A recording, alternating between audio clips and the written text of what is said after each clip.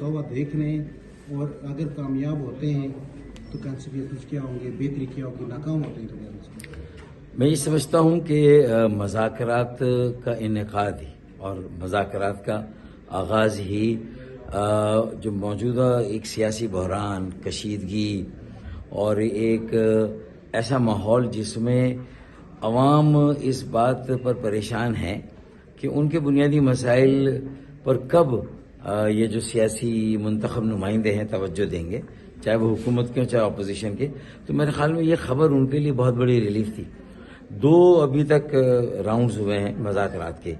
मैं उनकी तारीफ में कोई बहुत ज़्यादा कलाबे नहीं बांधूंगा, क्योंकि ऐसा ना हो कि इन मज़ाकरात को नज़र लग जाए। लेकिन जो माहौल है और एक एक रुकन, चाहे वो अपोजिशन का हो चाहे वो हुकूमती बेंच का हो, मैंने तो ये सबको कहते हुए सुना कि भाई हमें किसी हाल में इन मज़ाकरात को पटरी से नहीं उतरने देना, हमें संजीदगी, नेक नियती और खुले जहन के साथ ये मज़ाकरात करने हैं, और हमारे सामने एक बड़ा ऑब्जेक्टिव होना चाहिए, एक बड़ा मकसद होना चाहिए। तो मेरे ख्याल में अगर अपोजिशन भी वही बात कर रही है जो हुकूमत कर रही है, तो मैं तो ये समझूंगा कि इसीलिए तो फिर इतनी बड़ी जिम्मेदारी ली इसहाक डार साहब ने और हुकूमती मज़ाकराती कमेटी ने कि जब वहाँ से आया कि वो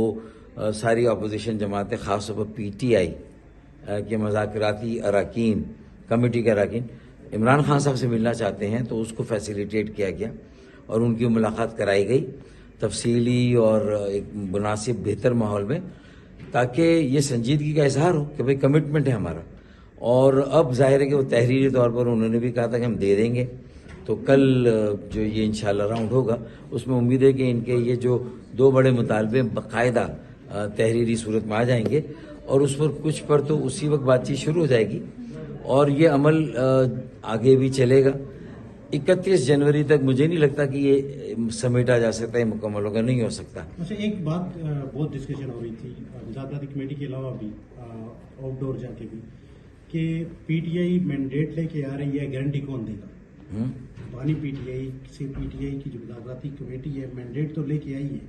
लेकिन क्या ये चांसेस हैं कि मुज़ाकरात के बाद माजी वाले बानी PTI होंगे या संभल जाएंगे? देखो, मैं समझता हूँ कि इसमें तमाम सियासी जमातें, उनके कायदीन और जो बड़े अकाबरीन हैं ना, वो अक्सर मज़ाकरात में बहुत आगे चले जाते हैं और अपनी जो सख्त जो पोजीशन होती है, मौक़िफ़ सख्त, उसमें भी लचक पैदा करते, लेकिन फिर किसी जगह पर आकर वो रिवर्स गियर लगाते हैं,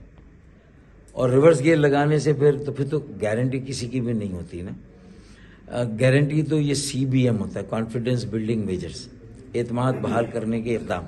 और वो यही है कि भाई आप इमरान खान साहब से मिले, और इसका मतलब है कि आगे भी जो गारंटी दी जाएगी हुकूमत की तरफ से तो उस पर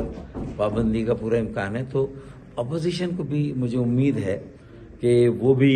मज़ाकरात की संजीदगी को और अहमियत को सामने रखे, क्योंकि देखें सारी सियासी जमातें जो अपोजिशन की हुकूमत की, असल मज़ाकरात के लिए उनके ऊपर प्रेशर अवाम का है, उनके अपने अपने वोट बैंक का है। उन्होंने कहा भाई पूरा मुल्क 25 करोड़ अवाम यरगमाल बने हुए हैं, किसमें कि